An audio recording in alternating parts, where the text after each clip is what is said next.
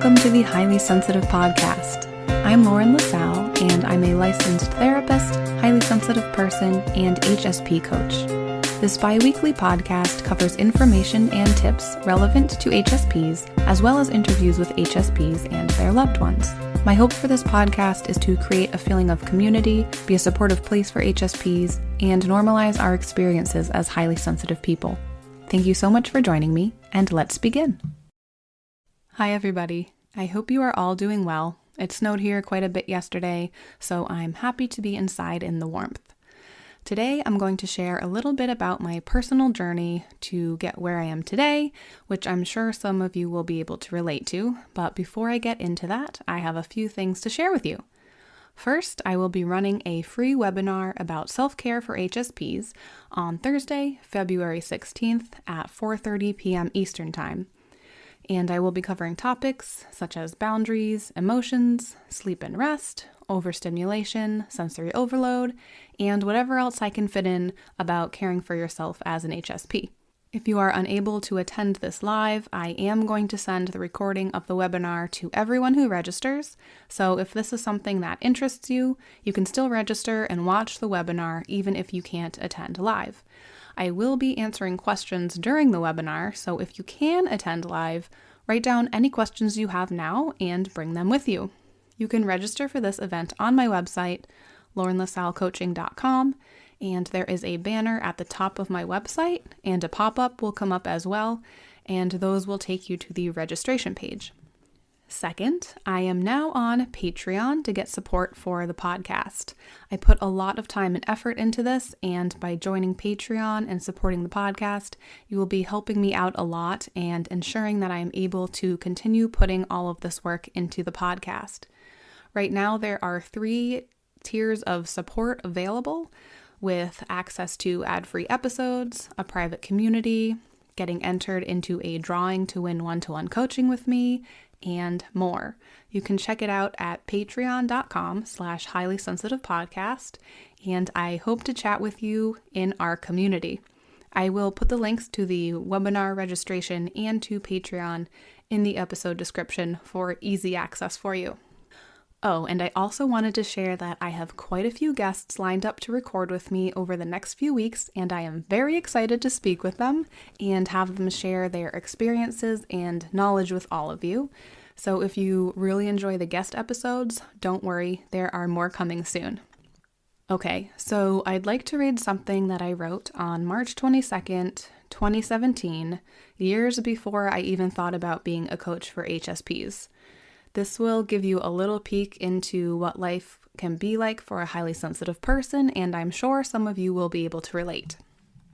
Doing normal life activities is more difficult for me than it seems to be for most people, and it has been this way for my whole life. When I started kindergarten, my parents found that a full day of school completely exhausted me, so they sent me to pre-K, which was a half-day program. Half-day kindergarten didn't exist where we lived at the time. Feeling completely exhausted after a day of being out, socializing, being active, and just living life is a part of me that has remained unchanged since childhood. As an adult, it can seem to get in the way of what most people see as living a normal/productive life, meaning being able to work at least 40 hours a week, be involved in a hobby, and socialize with friends. This kind of life is just not possible for me without becoming completely exhausted mentally and emotionally. Last year, I worked full-time, choreographed a musical at a high school, and visited my boyfriend on the weekends. After a year of doing this, I decided that enough was enough, and I quit my job. I am now in grad school and trying to find balance in my life. I'm working 2 days a week, 14 hours total. I attend class 1 night a week for 3.5 hours. I have several hours of homework to do each week. I am choreographing my 2nd musical this year, and I'm rehearsing to be in a dance show. While I do have a lot going on, the important thing for me to figure out is the amount of downtime that I need in order to balance out how busy I am. Downtime has always been an extremely important thing for me to make time for in order to recharge myself to be ready to go out into the world again. I know that I need much more downtime than the average person does, and I have to be mindful of this fact when I'm figuring out my schedule. I have realized that I am a contradiction. I'm an extremely motivated, driven, determined, intelligent person, but I can also be seen as lazy and unmotivated. This is not laziness, it is me getting the downtime that I need in order to function. I have also found that as I get older, I get tired much more easily, and I often wake up tired even after getting enough sleep at night. Waking up tired makes it hard to be motivated and get things done. This is why finding balance is so important, so I don't have to rely only on sleep at night to recharge me. I'm really glad that I wrote that because it's kind of cool to look back at that now and keep in mind that I know now that I am a highly sensitive person, and when I wrote this, I think either I had recently discovered that, but really wasn't still quite sure what that was, or I was just about to discover. I think it's really fun to find things that I had written in the past and see how things changed since then. So for a lot of my life, especially my teenage years and my 20s, I didn't feel like I fit, like trying to put a square peg in a round hole. And I eventually realized that in order to be the healthiest, happiest version of myself, I needed to create my own square hole. So I tried going to college 3 times before I finally graduated due to dealing with pretty intense anxiety and depression at that time. I was diagnosed in high school, and I was finally depression-free in my early to mid-20s after struggling through it for about 6 years, thanks to therapy, a good support system, re-engaging in activities that got me out of the house and gave me a purpose, and sheer determination. It feels so strange to look back at that person that I was during that time. I was an A student in high school, and I didn't think that I'd be able to graduate from college. I don't think that most people even knew I was struggling unless I told them, because you couldn't tell from how I acted.